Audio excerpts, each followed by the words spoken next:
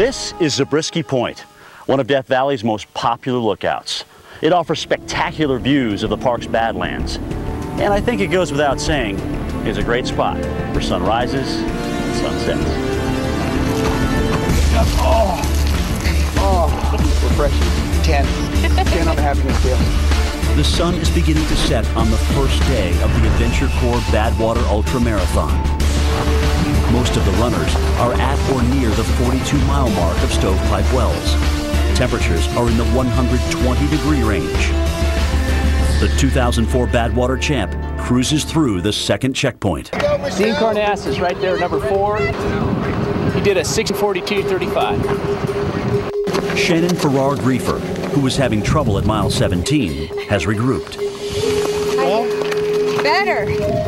I'm coming back to life. In 2004, Shannon inconceivably became the first woman to finish the 135-mile race. Then, after an hour break, turned around and ran back to the starting line. That's the equivalent of running across the state of Oregon. Oh, it's a good feeling to know that you can push your mind and your body to beyond what most people would think are your limits. 10 miles up the road from Shannon is Nick Holland.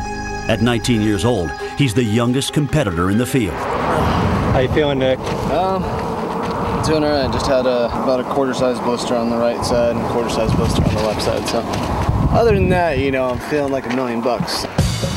Ice is Badwater's magic cure-all, and every crew has plenty of it. Every mile or so, you can see these 6-man crews taking care of their runners, trying to keep their core body temperatures down. If you put a thermometer in my mouth, I'm running a constant 102-degree fever based upon this, and that does, after 2 days, the hallucinating and things that you're going to experience, there's a lot of scary time. Good news is the hottest part of the race is over. The bad news, many of the runners will now spend the overnight hours going up and over a 5,000-foot pass known as Father Crowley. One year, in the middle of the night, after running for about 20 hours straight, it was 3 in the morning, and I saw an old 49er crossing the road, an old miner 49er. He had a gold pan in his hand. He was saying to me, "Water, water." And I looked at this guy, and I had a handheld water bottle. I aspirated it into the gold pan, and when I heard the water sizzling on the ground, I realized the whole thing was a hallucination. The sun may be rising on the second day, but you might think you're still hallucinating if you're passed by race rookie Keith Straw. Why are you wearing the tutu? I tried to get in several times, and eventually I said, "Look, I will run across the desert in a pink tutu if you let me in." But this isn't the first race he's worn it.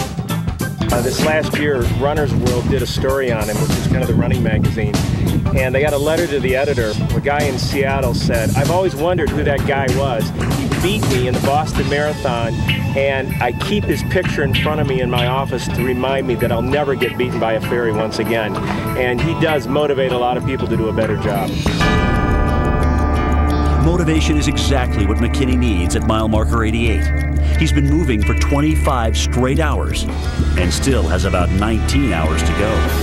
You can see what we've done to my shoes. My feet are swelling. That's what makes it hard to run right now.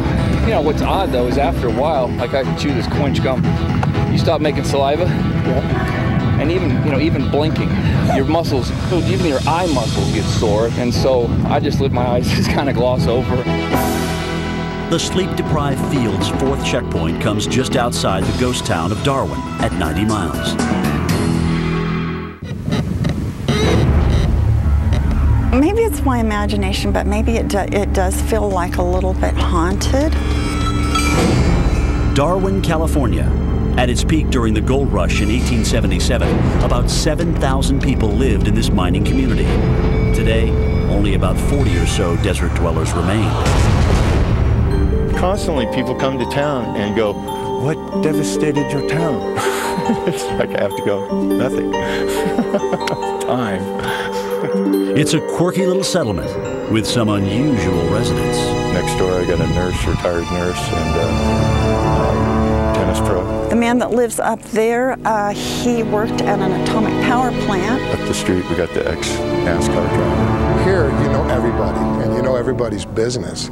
As far as being watched when you come into town, everybody, they hear you coming because it's so quiet. You're being watched. It's not that they care, they're just watching, oh, who is it? You know, it gives them something to do. Over 100 miles into this 135-mile ultramarathon, and 9-time veteran Dean Karnassus, who's a past winner, is really struggling. Well, my body has not responded well to the heat. I've gone through severe dehydration, and I'm now what they call the walking wounded, but I'm pretty committed to finishing, so it's not going to be pretty. In fact, it's going to be damn ugly. It is what it is. What do you think that different? You never know. I mean, that's kind of what I love about these events. You start out, and a race I thought was going to go well.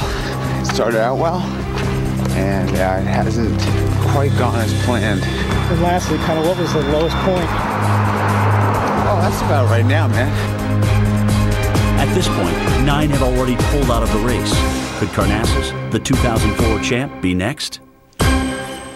The runners have already made it up 2 mountain ranges, but there's still one more to go. An exhausting climb up to the finish line that will provide the final tests of the runner's resolve. Death Valley is one of the harshest places in the world, no doubt about it. So far, our ultramarathoners have endured searing temperatures over 120 degrees, 2 mountain ranges over 4,000 feet, and if that's not enough, they still have one major hurdle left to go. And that's the 13-mile trek to the finish line from Lone Pine to the Mount Whitney trailhead. It's a diabolical half-marathon climb of 4,700 feet after you've already suffered through 123 miles.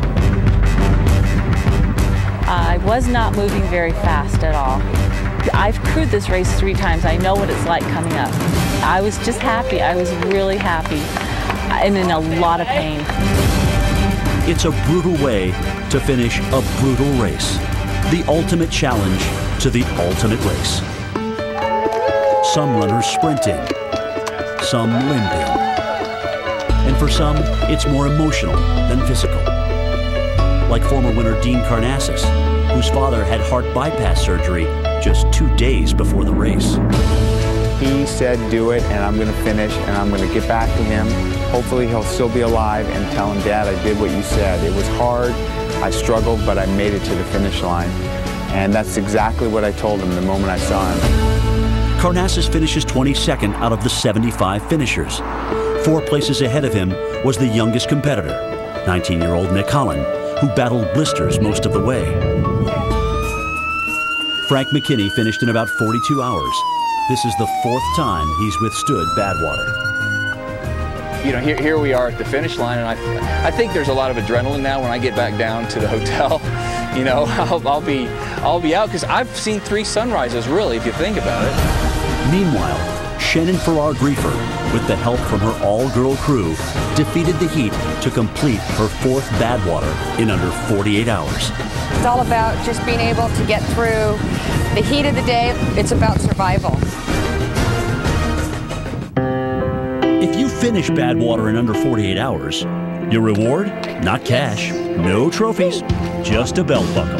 That's right, a belt buckle, but possibly the most cherished badge of courage in sports.